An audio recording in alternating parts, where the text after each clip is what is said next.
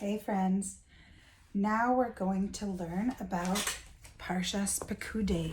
Parshas Pekudei is the last Parsha in the book of Shmos. So at the end of this Parsha, we get to say our favorite huge chant of Chazak, Chazak, V'nis Chazek. Okay, so in this week, in this Parsha, Moshe starts off by telling Bnei Israel what their donations were used for. So Moshe was a super duper, ooper schmooper, honest human being. He was the most honest guy ever. He was so super honest, and he did not at any point want anybody in Bnei Israel to chas v'shalom think that he took some of the donations for himself. So he started to tell them, so the gold was used, this much gold was used for this, and this much gold was used for that, until they knew what all the gold was used for. And then he said, this much copper was used for this, and this much copper was used for that, until they knew exactly what the copper was used for. And then he said, and this much silver was used for this, and then he said, he was quiet because he could not, for the life of him, remember what the rest of the silver was used for. Oy vavoy, he got so worried. He was so worried that Bnei Israel would think that he took the silver for himself. He was so concerned. He's like, what should I do? I don't want them to think that I, chas v'shalom, put it in my pocket. So then Hashem saw this, and Hashem didn't want them to think badly or to think that Moshe did something wrong also. And he saw that Moshe was really very worried. So he said from way up high, he said, the rest of the silver was used for this and this and this. And then Moshe was so relieved. He felt so much better. He was so happy because now Bnei Israel would know that he did not take any of that for himself. So he looked to Shemaim and he said, Hashem, you are so amazing and wonderful. He said a whole list of praises, of compliments to Hashem. And you know what? We still say all of those compliments, all of those praises to Hashem every day when we say Yishtabach. Because that's what Yishtabach is those wonderful things that Moshe said to Hashem. So, next, after that, let's see. Okay, so everything was ready, except for the Bigdei Kahuna, the clothing of the Kohanim. So Bezalel and Oholiav made these things. They sewed super carefully, and they shaped things super carefully, and they made it all so very perfectly, exactly the way Hashem wanted it. And Moshe saw that everything that was made, that the Mishkan and all of the Kalim in the Mishkan, so all of the different things that were to be used in the Mishkan, and the Kohen's clothing and everything was done just right.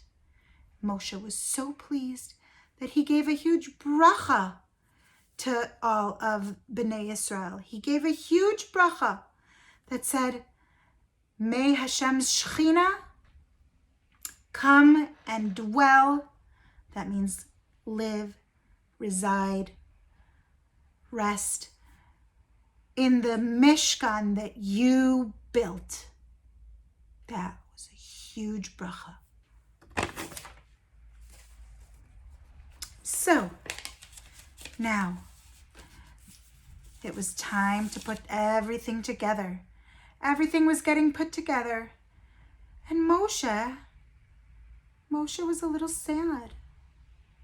He was a little sad because he did not get to actually physically put anything together in the Mishkan. So it just so happens that Hashem saw how sad Moshe was, and he didn't want him to be sad. So when it came time to put up the walls, the people that had built the Mishkan and their helpers all tried to put up the walls, but every time they tried to put them together, guess what happened? They fell apart. They couldn't stay together. So Moshe was like, Hashem, I don't know what to do. Everybody has tried to put it together, and it's not staying together. We did everything specifically the way that you asked. We made everything just so. But still, it won't stay together. What should we do? And Moshe said, not everybody has, Hashem said, not everybody has tried to put them together. Did you try yourself? Moshe, I'd like you to go try yourself to do it. So guess what? Moshe went to try, and it worked. He was able to do it. And that way Moshe had a hand in building the Beis HaMikdash too, which gave him more feeling of shayachus, gave him more feeling of buy-in, and like he was part. And it made him feel good because he also did the mitzvah. So, once everything was done, and once everything was put together and put in place, the time had come for Hashem to bring his Shekhinah down to rest in his new home. So this was it was Rosh Chodesh Nisan, which is coming up soon.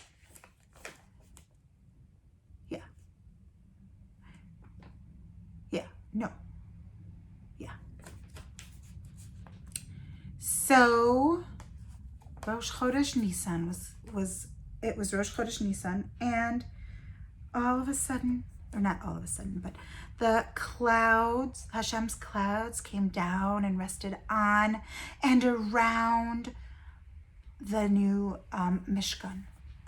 And then Hashem's Shekhinah was there. It was on the cloud, and it came in and found its place in Kodesh HaKodashim in the Aron. And now Hashem's Shekhinah was resting inside the Mishkan, inside the camp of Bnei Yisrael.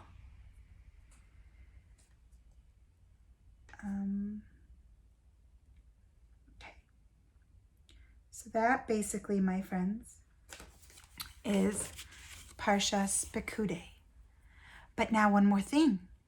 One thing that we learn also is that the Mishkan is a sign of love and forgiveness. It's a sign that Hashem forgave Bnei Yisrael for Chet HaEgel, for what they did with the Avodah Zarah, that golden calf. So, in that same way, this teaches us that we need to learn Torah to bring down Shekhinah also. When people learn Torah, the Shekhinah comes and rests there as well. And so if one person learns Torah, then the Shekhinah comes down and rests on that person. If two people learn Torah, the Shekhinah comes down and rests on them. The more people that learn Torah together, the more the Shekhinah comes down. So we learn that we should all learn Torah as much as possible together. Okay, friends, like I said, this is the end of Parshas Pekudei. This week, is Parshas Vayakhel and Pekudei. And we now get to say Chazak, Chazak, v'nischazek. What? Chazak, Chazak, v'nischazek. What? Chazak, Chazak, v'nischazek. Yeah.